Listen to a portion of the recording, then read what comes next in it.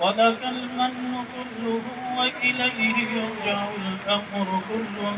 اللهم لا مانع لما أعطيت ولا معطي لما منعت ولا راد لما قضيت ولا ينفع ذا الجد منك الجد.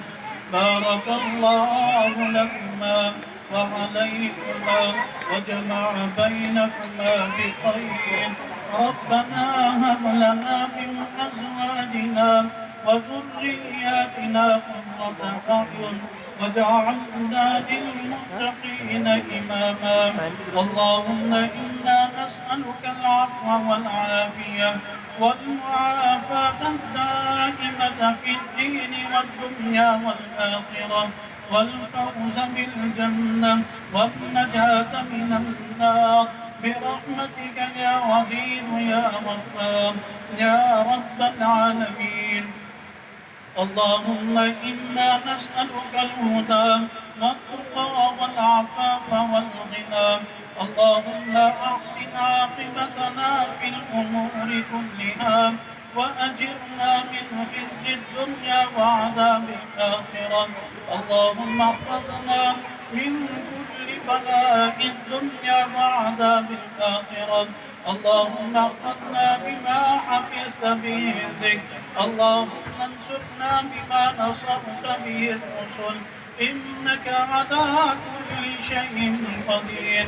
اللهم إنا نعوذ بك من زوال نعمتك وتحول عافيتك وفجاءة نقمتك وجميع سخطك. اللهم إنا نعوذ بك من جهد البلاء وسوء القضاء وغرق الشقاء وشماتة الأعداء या रहमान सब दुआओं को अपनी बारगाह में कबूल मंजूर फरमाना।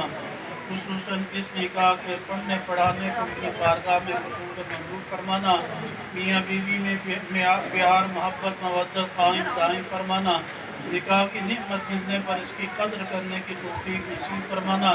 कुरान और सुन्नत पर अमल करने वाली ज़िंदगी नसीब फरमाना। हिदायत वाली ज़िंदगी नसीब फरमाना। इफ़्फ़त पाक दामनी वाली ज़िंदगी नसीब फरमाना। दोनों ख़ानदानों में खूब प्यार मोहब्बत मवद्दत कायम दायम फरमाना। नेक सालेह औलाद का ज़रिया बनाना। तमाम बलाओं मुसीबतों परेशानियों से हिफाजत फरमाना। जिन व इंस के शर से महफूज फरमाना। तमाम मखलूक़ात के शर